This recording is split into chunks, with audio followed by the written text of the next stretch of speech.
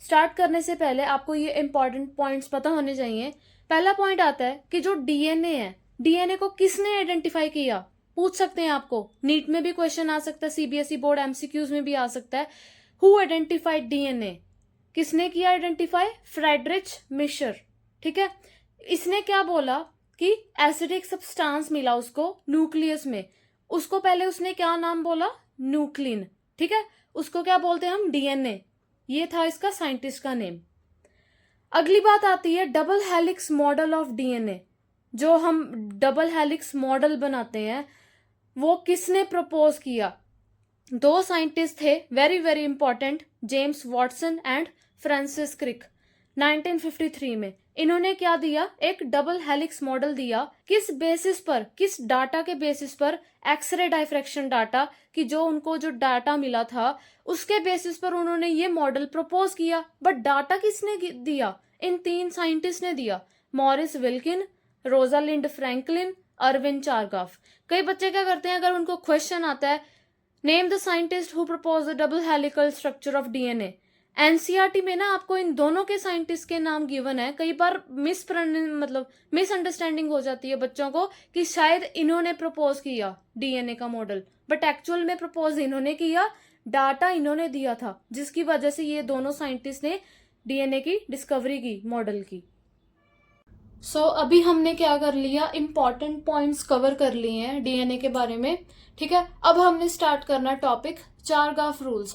कौन कौन से ऐसे रूल थे जो कि चारगाफ ने दिए थे डीएनए के बारे में? सबसे पहला उसने बोला था कि जो अमाउंट ऑफ एडेनिन होता है हमेशा इक्वल होता है अमाउंट ऑफ थायमिन के। A इक्वल्स टू T, मतलब कि अनइक्वल अमाउंट नहीं प्रेजेंट होता, equal amount of basis present होंगे। अगला है कि amount of guanine equal to amount of cytosine, capital G equal to capital C। For example, अब ये देखो, ये एक डीएनए हेलिक्स है। अगर आप इस एरिया के ऊपर फोकस करो तो इसमें A के अपोजिट T है, T के अपोजिट A है। तो ये जो नाइट्रोजन बेसिस थे इसमें कितने थायमिन थे? 2।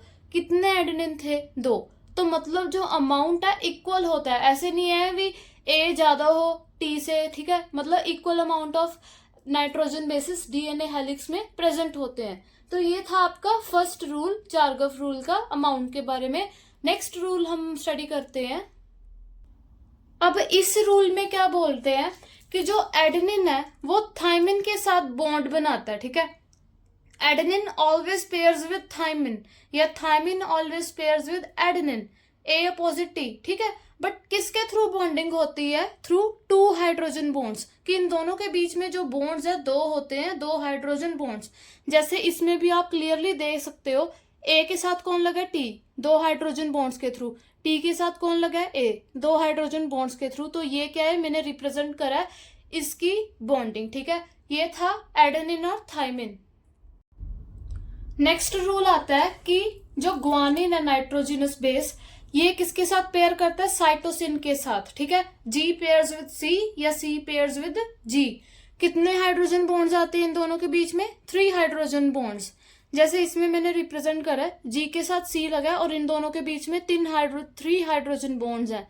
फिर इसमें देखो, C के साथ G, 3 हाइड्रोजन बॉन्ड्स। तो ऐसे क्या होता है, आप नाइट्रोजन बेसिस को रिप्रेजेंट करते हो। नेक्स्ट रूल आता है,